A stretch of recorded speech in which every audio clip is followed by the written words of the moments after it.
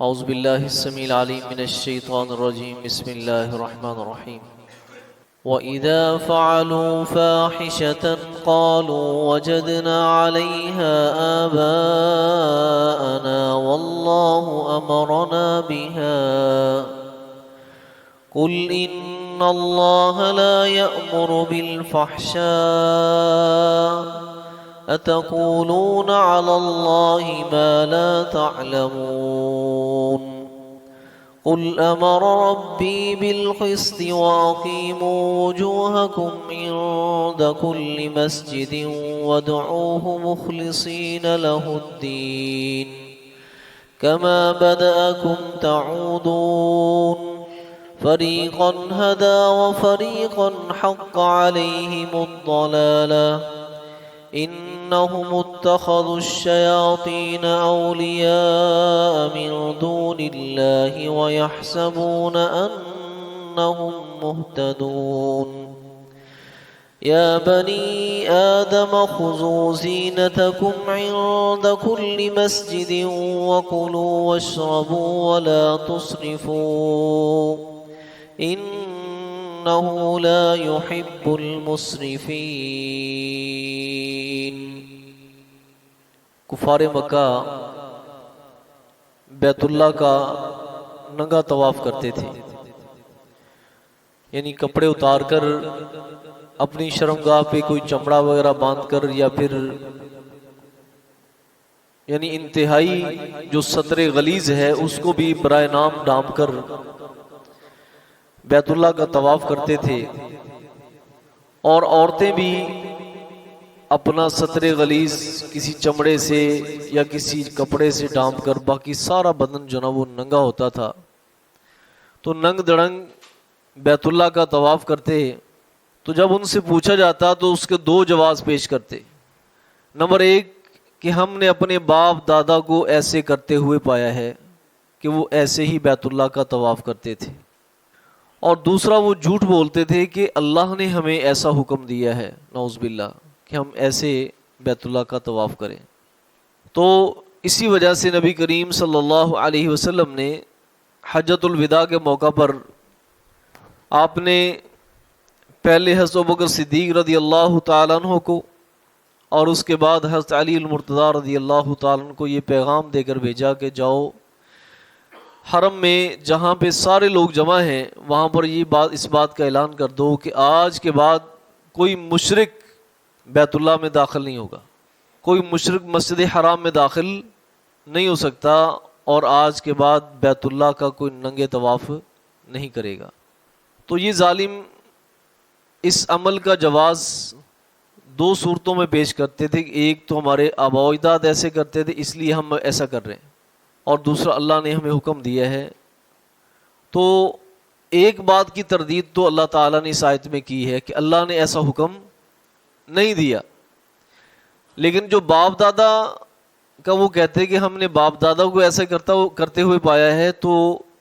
قرآن مجید نے اس پہ خاموشی اختیار کی ہے، تو اس کا مطلب یہ ہے کہ ان کے باپ دادا بھی ایسے کرتے تھے۔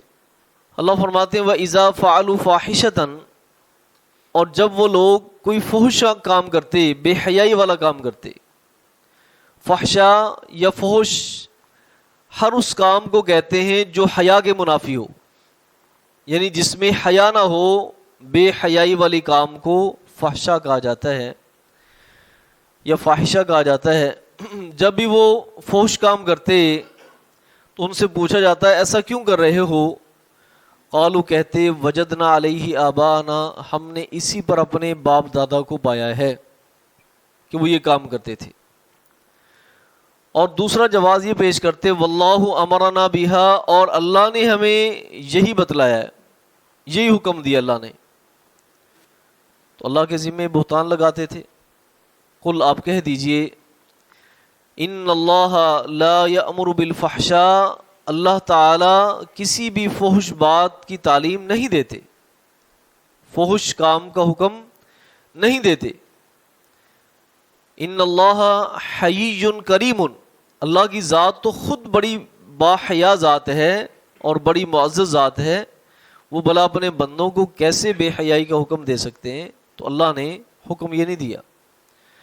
اتقولون علی اللہ ما لا تعلمون،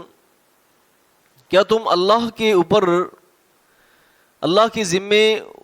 وہ بات لگاتے ہو جس کی تمہارے پاس کوئی سند نہیں، جس کے بارے میں تم جانتے ہی نہیں ہو، جس کے بارے میں تم جانتے نہیں، اللہ کے ذمے ایسی بات کیوں لگاتے ہو کہ اللہ نے ہمیں ایسا حکم دیا ہے؟ تو اس آیت میں ان لوگوں کے لیے جو اپنے آباء و اجداد کے طور طریقے کی تقلید کرتے ہیں یا پھر شریعت کے منافی کاموں میں اپنے بزرگوں اور بڑوں کی سند پیش کرتے ہیں کہ ہم تو جناب و باپ دادا سے یہ کام کرتے آ رہے ہیں اور ہمارے بزرگوں نے ہمیں ایسے کہا ہے، تو اللہ تعالیٰ نے اس بات کی نفی کی ہے کہ جب بھی گمراہی کے اسباب پوچھے جاتے ہیں کہ تم یہ کام کیوں کرتے ہو، تو پہلا جواب یہی ہوتا ہے کہ ہم نے اپنے باپ دادا کو ایسے پایا ہے، بڑوں کو، بزرگوں کو ہم نے ایسے کرتے ہوئے پایا ہے، اور آج تک یہی وہ خصلت ہے کہ جس پر یہودیت اور نصرانیت اور بدعت قائم ہے۔ دیکھو نا، جو بدعت کے کام ابھی ہو رہے ہیں، اور میں نے ایک دن شاید آپ کو بدعت کی تعریف میں نے آپ کو بتائی تھی کہ بدعت کسے کہتے ہیں، کہ ہر وہ کام جس کے اسباب اور ذرائع نبی علیہ الصلوۃ والسلام کے زمانے میں موجود تھے، آپ چاہتے تو وہ کام کر سکتے تھے، لیکن آپ نے وہ کام نہیں کیا، آج ہم اسے ثواب سمجھ کر کریں گے تو یہ بدعت ٹھہرے گا۔ تو آج آپ کسی بھی بدعتی انسان کو پوچھے بھی آپ یہ کام کیوں کرتے ہیں، نہ تو یہ نبی کریم صلی اللہ علیہ وسلم نے کیا ہے، نہ صحابہ کرام نے یہ کام کیا ہے، نہ تابعین نے، نہ تبع تابعین نے، اور نہ ہی یہ کام ائمہ فقہا نے یہ کام کیا ہے۔ تو کہتے یہ تو ہم جناب و باپ دادا سے کرتے آ رہے ہیں، ہمارے بزرگ بھی انہوں نے ہمیں یہ کام کرنے کا حکم دیا ہے، تو یہ کوئی سند نہیں، یہ کوئی دلیل نہیں ہے کہ جب قرآن مجید کی بات آ جائے، نبی کریم صلی اللہ علیہ وسلم کا فرمان آ جائے، تو اس کے بعد اپنے بزرگوں یا بڑوں کی جناب وہ ان کا ریفرنس دینا، ان کا حوالہ دینا، ان کی سند پیش کرنا، یہ قرآن مجید کے اسلوب کے منافی ہے۔ قرآن مجید کے اسلوب کے یہ منافی ہے کہ مکہ کے مشرک جو تھے وہ یعنی اس قدر بے حیائی کا کام کرتے تھے، لیکن سند کے طور پر باپ دادا کی بات کرتے تھے کہ باپ دادا نے ہمیں یہ کام کرنے کو کہا، اور قرآن مجید نے ایک جگہ پر نہیں کئی جگہ پر یہ بات کہی ہے کہ اولو کان آباؤہم لا یعقلون شیئا ولا یہتدون، کیا تمہارے باپ دادا کے پاس ان باتوں کی سمجھ نہیں تھی اور نہ ہی وہ ہدایت یافتہ تھے، پھر بھی تم ان کی بات مانو گے؟ دیکھو، یہ کوئی گستاخی نہیں ہے اور یہ کوئی بے ادبی نہیں ہے کہ بڑوں کی غلط بات کا انکار کر دینا، بڑوں کی غلط بات کا انکار کر دینا یہ کوئی بے ادبی نہیں ہے۔ حضرت ابراہیم علیہ الصلوۃ والسلام کے بارے میں آتا ہے سورہ مریم میں، انہوں نے اپنے باپ سے کہا تھا، یا ابتی، اے ابا جان، انی قد جاءنی من العلم ما لم یاتک، میرے پاس وہ علم ہے جو آپ کے پاس نہیں ہے۔ ہونا کیا چاہیے کہ بچوں کو بڑوں کے پیچھے لگنا چاہیے، لیکن جب انہوں نے دیکھا کہ ہمارے بزرگوں کے پاس جو وہ بت پرستی کرتے ہیں اس کی کوئی دلیل ہی نہیں ہے، بت فروشی کرتے ہیں اس کی کوئی دلیل ہی نہیں ہے ان کے پاس، تو کہا ابا جان میرے پاس وہ علم ہے، وہ نالج ہے جو آپ کے پاس نہیں، فاتبعنی، آپ میری پیروی کریں، میں اللہ کا پیغمبر ہوں۔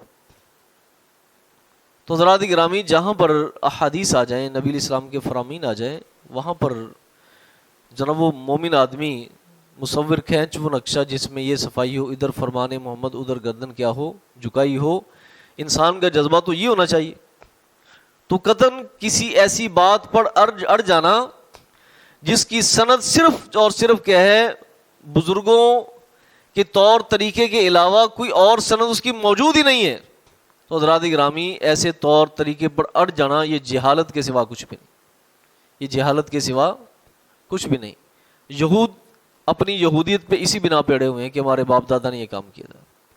عیسائی اسی بات پر اڑے ہیں کہ ہم نے ہمارے پوپ نے، ہمارے بزرگوں نے یہ بات ہمیں کہی تھی کہ عیسیٰ ابن مریم جو نا وہ عیسائیت، پوری عیسائی دنیا کے گناہوں کا کفارہ دینے کے لیے صلیب پر چڑھ گئے، لہٰذا آج کیا بھائی ہم گناہوں سے پاک ہیں، اور وہ کہ ہیں فادر کے بیٹے ہیں، فلاں ہیں فلاں ہیں، آج اسی وجہ سے وہ اپنی نصرانیت پر قائم ہیں۔ اور بدعت اس لیے رواج پاتی ہے کہ بدعتی یہی کہتا ہے کہ بزرگوں نے اور فلاں نے یہ کام شروع کیا ہے، ان کے پاس کوئی نہ کوئی دلیل تو ضرور ہوگی۔ اگر تمہارے پاس اس کی سمجھ نہیں ہے کہ آپ کے ان کے پاس کیا دلیل تھی، تو پھر آپ کیوں اڑے ہوئے اس بات کے اوپر؟ تو اللہ تعالیٰ نے ان باتوں کا انکار کیا ہے کہ باپ دادا کی بات ماننا، اور نعوذ باللہ اللہ کے ذمے یہ بہتان لگانا کہ اللہ نے یہ حکم دیا ہے۔ قل آپ کہہ دیجئے امر ربی بالقسط، میرے رب نے مجھے انصاف کا حکم دیا ہے۔ وَأَقِيمُوا وُجُوهَكُمْ عِنْدَ كُلِّ مسجد، اور تم اور سیدھا رکھو اپنے چہروں کو عند کل مسجدین، ہر عبادت کے وقت، ہر سجدہ کرتے وقت۔ سجدہ کرتے وقت تمہاری ڈائریکشن ٹھیک ہونی چاہیے، یعنی تمہارا جو چہرہ ہے وہ قبلہ رخ ہونا چاہیے۔ وَادْعُوهُ مُخْلِصِينَ لَهُ الدِّينَ، اور اسے ہی پکارو خالص کرتے ہوئے دین کو، یعنی اسی کی خالص عبادت کرو۔ کما بدأکم تعودون، ایک وقت آئے گا کما بدأکم، جس طرح اس نے تمہیں پیدا کیا تھا نا، تعودون اسی طرح تمہیں لٹایا جائے گا، یعنی اسی کیفیت میں تم اللہ کے سامنے پیش ہوگے۔ جب انسان دنیا میں آیا تھا بدن سے بھی ننگا تھا، پاؤں سے بھی ننگا تھا، اور بے ختنہ تھا، بے ختنہ تھا۔ نبی علیہ الصلوۃ والسلام نے فرمایا کہ اسی طرح کیا ہوگا، یحشر الناس یوم القیامت حفاۃ عراۃ غرلا، کہ جب قبروں سے اٹھیں گے لوگ، نہ بدن پر کپڑا ہوگا، نہ پاؤں میں جوتا ہوگا، اور انسان کے ختنے بھی نہیں ہوں گے۔ جس طرح انسان دنیا میں آیا ویسے اللہ کے دربار میں پیش ہوگا۔ فرمایا کما بدأکم تعودون، جس طرح اللہ نے تم کو پیدا کیا ہے ویسے ہی تمہیں دوبارہ لٹائے گا۔ فریقاً ہدا، ایک گروہ نے ہدایت پالی، و فریقاً حق علیہم الضلالہ، اور ایک جو جماعت ہے ان کے اوپر ضلالت جو ہے، گمراہی ثابت ہو چکی۔ کیوں؟ انہم اتخذوا الشیاطین اولیاء من دون اللہ، کیونکہ انہوں نے شیطان کو دوست بنا لیا تھا اللہ کو چھوڑ کر۔ وَيَحْسَبُونَ أَنَّهُمْ مُهْتَدُونَ، اور وہ خیال کرتے تھے کہ وہ راہ راست پر ہیں، وہ خیال کرتے تھے کہ ہم راہ راست پر ہیں۔ ظاہر ہے کہ شیطان نے جس راستے پر چلایا اس کی کوئی نہ کوئی لاجک تو بتائی ہوگی کہ اس پہ چلنے کی یہ لاجک ہے، فلاں ہے فلاں ہے۔ شیطان کون سا جو نا وہ کوئی